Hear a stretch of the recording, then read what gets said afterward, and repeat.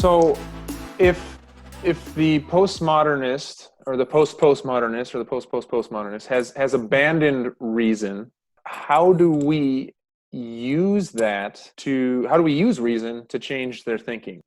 Well, what I would like to suggest, Jeff, and it's a really outstanding question. I think it's one of the $10 million questions of our age. So thank you for asking it.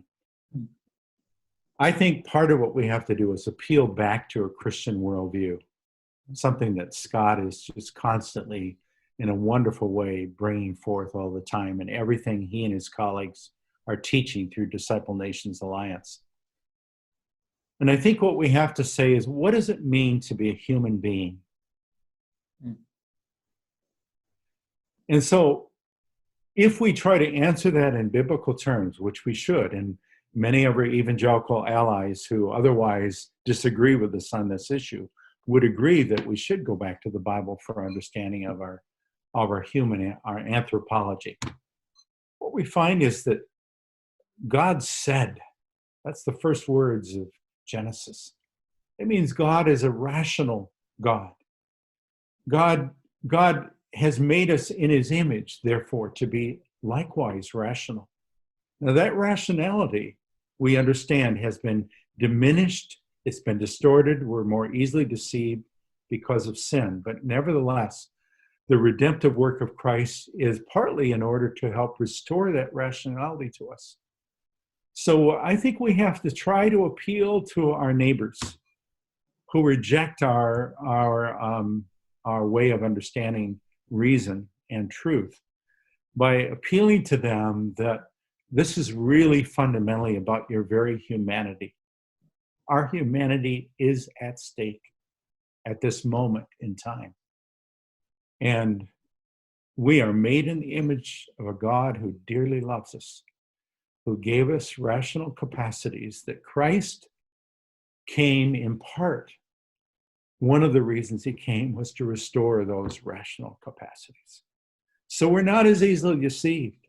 So we don't as easily slander. So that we don't confuse subjective perceptions of reality with objective realities. This is what I wish and I pray that our pastors would talk about in our churches. This is the kind of discussion that we need to be having in every Christian family, in every church, in every small group, ultimately in our public square. Because otherwise, apart from that, there is no real clear argument. This is part of what's so titanic about our moment. Apart from what I've just given you, there is no clear argument for why we can say that there is a basis for human reason. The secularist who says that matter is all there is has just killed the possibility, Jeff, of human reason. There is no basis for human reason. We're just simply neurons firing at best. And so we can never appeal to our secular assumptions that are widely taught, by the way, in our public universities and private universities. We can't appeal to that as a basis to recover reason. Nor can we appeal, on the other hand, to some of the more traditional folk religious views that are taught in more traditional societies around the world, because those folk religious views do not give us any kind of a basis either for understanding rationality. There is no real basis for reason in those traditional understandings either. So what I'm trying to say is that in answer to your question, this is a brilliant moment for Christians to come back in and say, a biblical anthropology is the only way to recover reason. Join us in that quest to find it through faith in Jesus Christ. And then I wish that our Christian communities would just make that a primary apologetic, because I think it's a powerful one at this moment in time.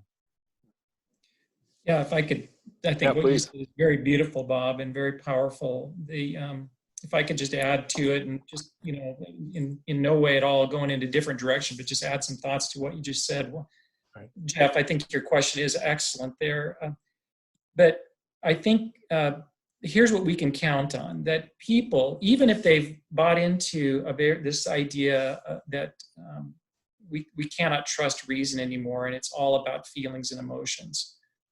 And by the way, just a quick, the epistemology, the understanding of truth in that is that if I'm a victim and I've been hurt, that claim is truth. That trumps everything else. There is no appealing to reason or even to scripture as a basis for truth. That is the new epistemology in this worldview.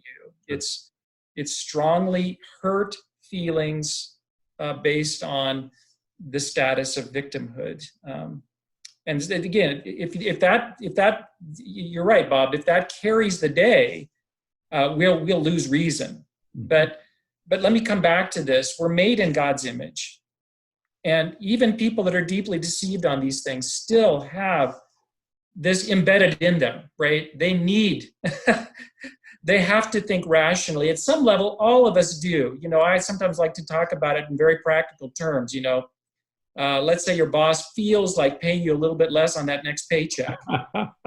All of a sudden, those feelings aren't going to matter so much because you've got that piece of paper that says this is how much you're going to get paid. And that's very much, we're appealing to some standard outside of feelings at that point. Everyone lives this way. You can't fly in airplanes. You can't do anything in your daily basis without reason and rationality. And I think you just have to help people to see that and because they know it deep inside, they know it. They might have been, that might have been suppressed because of these prevailing thoughts in the culture very deeply, but it's still there. So I would just add I think that's a great insight, Scott. It reminds me of Francis Schaeffer's work in the late 60s and early 70s. And he really, as you may recall, he went right to Romans chapter 1, verse 18 and following, where it talks about how human beings as sinners actively suppress the truth.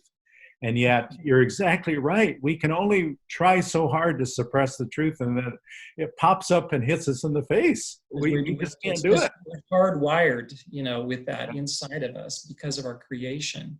So well said. The thing also, Nancy Pearcey says this, and Nancy, she's also a disciple of Francis Schaeffer, a great worldview scholar that's had such an impact on my life. He's done a great job. I love the way she talks about how in modernism, rationality was deified and feelings were kind of, minimized. And now that pendulum is swung to the other extreme, and feelings are deified and rationality is and she always says, but in the biblical worldview, both of these things are affirmed, that non-biblical worldviews will always be a reduction. Yes. It's always a reduction. And I love that because the Bible affirms the importance of both.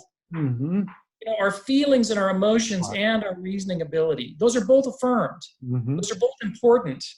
And they have to be held in a balance, And Christianity gives us a way to keep them in balance. I think it tells us don't ever make an idol out of either one, because as we were implicitly acknowledging, modernity, thanks to the Enlightenment, idolized reason. Right. And then the Romanicists came along in the 19th century, both here and in Europe, and said, reason has killed us. Let's idolize feelings. And we seem to be more in that sort of postmodern neo-romantic moment. No question. Both. That is the moment we're in.